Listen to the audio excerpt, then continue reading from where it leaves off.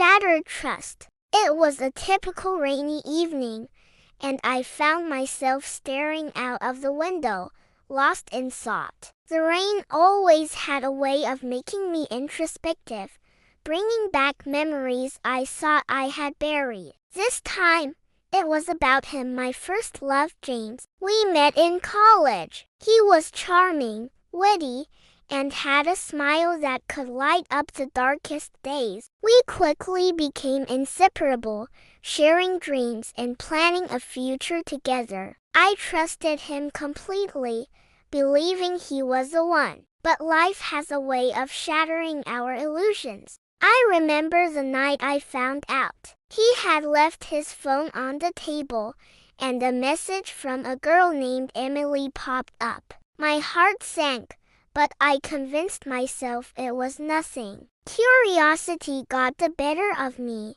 and I read the message. It was filled with love and longing, revealing a secret relationship that had been going on for months. Confronting James was one of the hardest things I had ever done. He looked at me with those same bright eyes, now filled with guilt. He tried to explain, saying it was a mistake, that he never meant to hurt me. But his words felt like daggers, each one cutting deeper than the last. The betrayal was overwhelming. I felt like my world was crumbling.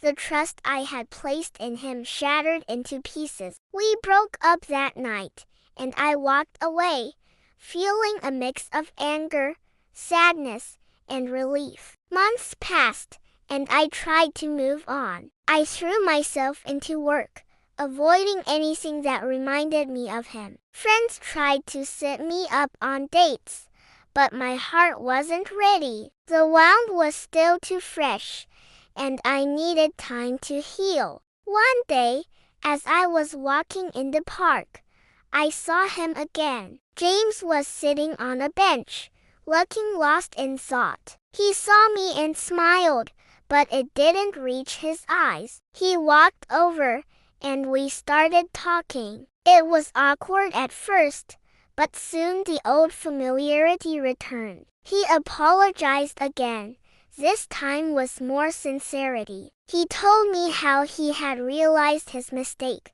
how losing me had been the biggest regret of his life. He wanted to make amends, to start over. Listening to him, I felt a mix of emotions. Part of me wanted to forgive him, to believe in second chances. But another part remembered the pain, the nights spent crying, the broken trust. I told him I needed time, that I wasn't sure if we could ever go back to what we had. We parted ways, and I felt a sense of closure. I realized that forgiveness is a journey, not a destination. It doesn't mean forgetting or excusing the hurt, but rather finding peace within yourself. James and I never got back together, but that encounter helped me understand that holding on to anger and resentment only holds you back. I learned to let go, to embrace the present and look forward to the future. In the end,